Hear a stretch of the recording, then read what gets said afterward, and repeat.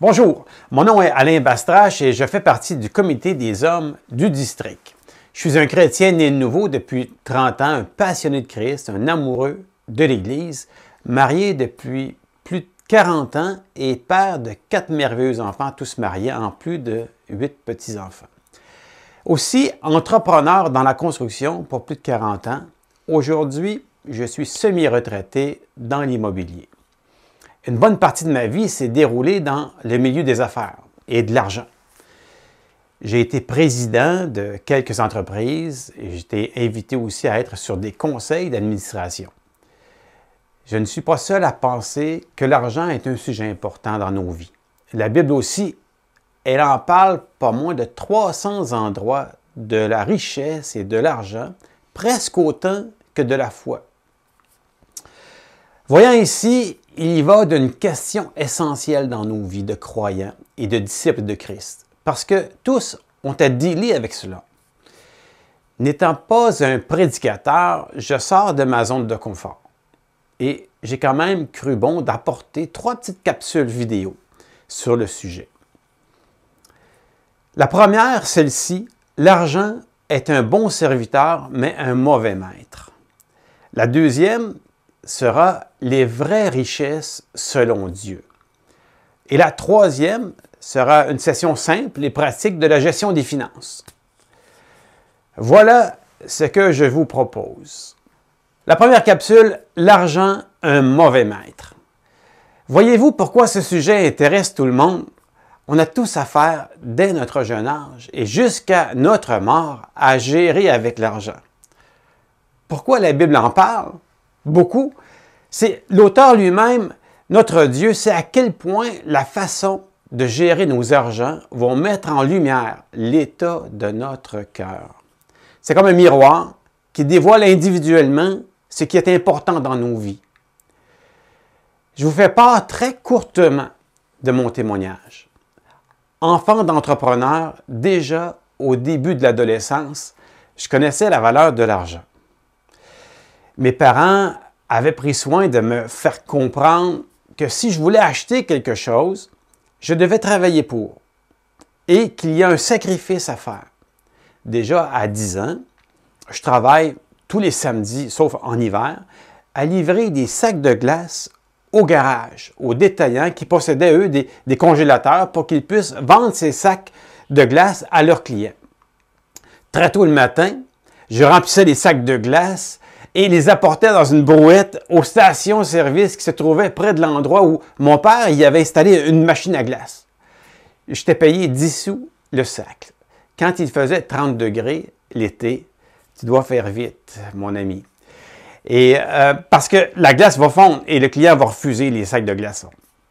Tranquillement, le fait de ramasser des sous et de travailler dur m'ont appris à moins dilapider mon argent durement gagné.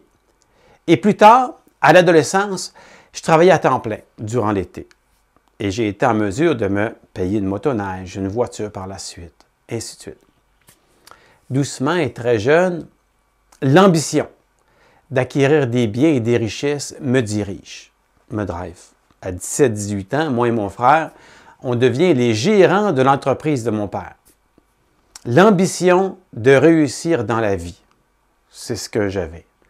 Je pense que tous les jeunes veulent cela, mieux réussir peut-être que leurs parents. Ou quand tu es jeune, bien, tout est vraiment possible, les rêves les plus fous, et j'ai foncé là-dedans.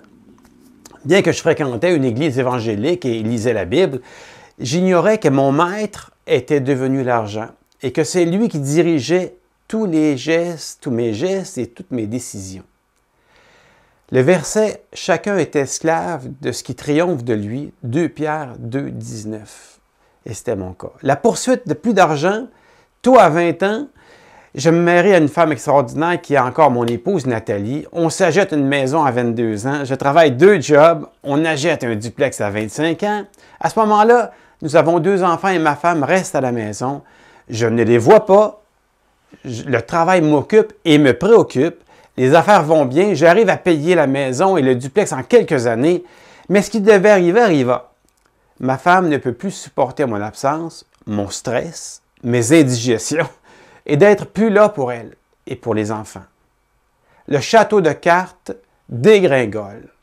Tu voulais réussir dans la vie et te voilà seul, ta femme ayant quitté la maison avec les enfants. À ce moment-là, je vous avoue que dans ma relation avec Dieu, si Jésus m'aurait demandé de vendre tout ce que j'avais et de le donner aux pauvres, comme il a demandé au jeune homme riche dans Matthieu 19, celui qui voulait suivre Jésus et avoir la vie éternelle, j'aurais eu la même réaction que lui. Je serais parti tout triste, voyant que je ne pourrais pas obéir à cela. Il y a plus de 32 ans, j'ai eu la grâce de demander pardon à mon Dieu, mon épouse, et de me repentir et de rechercher le Seigneur de tout mon cœur. Et petit à petit, la passion pour les richesses et de posséder plus ont disparu. Le Seigneur a pris la place qui lui était due. Tu ne peux servir deux maîtres, soit Dieu et mammon, l'argent. Et quand j'ai dit au Seigneur, et je me souviens très bien, je t'appartiens. Et je me souviens tellement que j'ai pesé ces mots-là quand je lui ai dit. Et j'ai compris aussi que tout ce qui est à moi est à toi.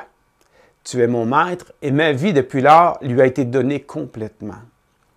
Le Seigneur a commencé à m'utiliser pour son royaume et ma vie a complètement changé. Je ne voulais plus réussir dans la vie, mais réussir ma vie avec Christ. Quand on regarde Judas, un disciple du Seigneur, à marchander Jésus, qu'est-ce que vous me donnez si je vous livre Jésus?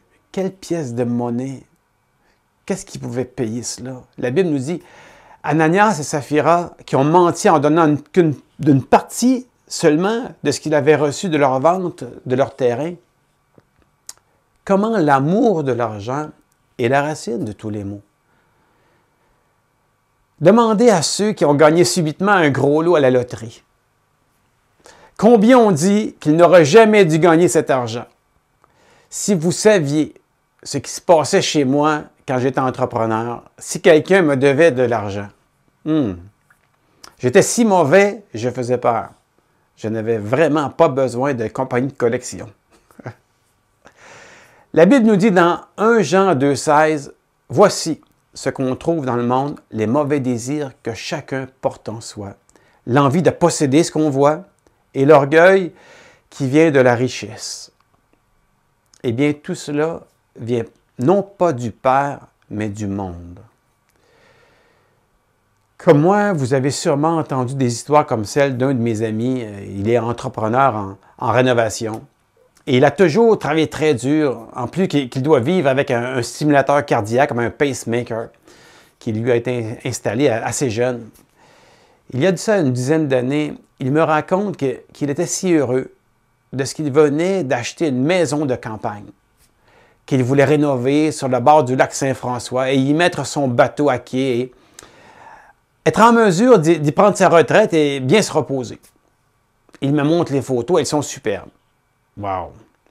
L'été dernier, soit près de 10 ans après, il m'envoie encore des photos et le bateau avec un coucher de soleil superbe. Et il me dit qu'il a 50 pieds de largeur de fenestration de vitres pour admirer le coucher du soleil et qu'il a aussi acheté un 4 roues. Et je suis tellement heureux pour lui. Et je lui demande, hey, tu dois te reposer tranquillement maintenant. Ah, il me dit non. Non, il dit, il faut que je travaille. Tu sais, sur le bord de l'eau, les vents soufflent tellement et ils usent la maison. Donc, il faut que je refasse une partie du revêtement. Il faut que je refasse aussi le balcon. Je dois remplacer le revêtement, l'isolation et aussi le quai est fini. Donc, il faut que je refasse aussi le quai. Donc, j'ai les deux maisons à entretenir parce que je travaille aussi, je continue de travailler à Montréal et je n'arrête pas. Il a tout près de 65 ans maintenant. Il me dit qu'il a utilisé une seule fois son bateau cet été. Qu'il n'a pas le temps d'en profiter. Et en plus, je dois l'entreposer dans une marina à l'automne. Et à part ça, à part de l'entretenir, la corvée de le mettre à l'eau durant l'été. C'était pas tout à fait ce qu'il avait en tête quand il a acheté cette maison. Les apparences sont souvent trompeuses. Si on me demandait, est-ce que l'ambition est bonne? Je dirais oui. On doit avoir des buts et des rêves. Par contre, si cela prend la première place, celle de ton Dieu, ton épouse, tes enfants, ta santé, elle est sûrement mauvaise. Mais si tes rêves sont ceux de Dieu pour toi, alors go, go. Ça sera merveilleux. Mon ami, comme dit ces versets, pèse le chemin de tes pieds et que toutes tes voies soient bien réglées. Proverbe 4, 26. Car là où est ton trésor, là aussi sera ton cœur. Matthieu 6, 21. Je t'encourage à chercher premièrement le royaume de Dieu et sa justice, et toutes ces choses te seront données par-dessus. Matthieu 6, 33. La prochaine capsule sera cette série sur l'argent peut être un bon serviteur. Je t'invite à visionner ces vidéos parce que nos possessions et notre argent peuvent être utiles pour le royaume de Dieu. Donc, soyez bénis.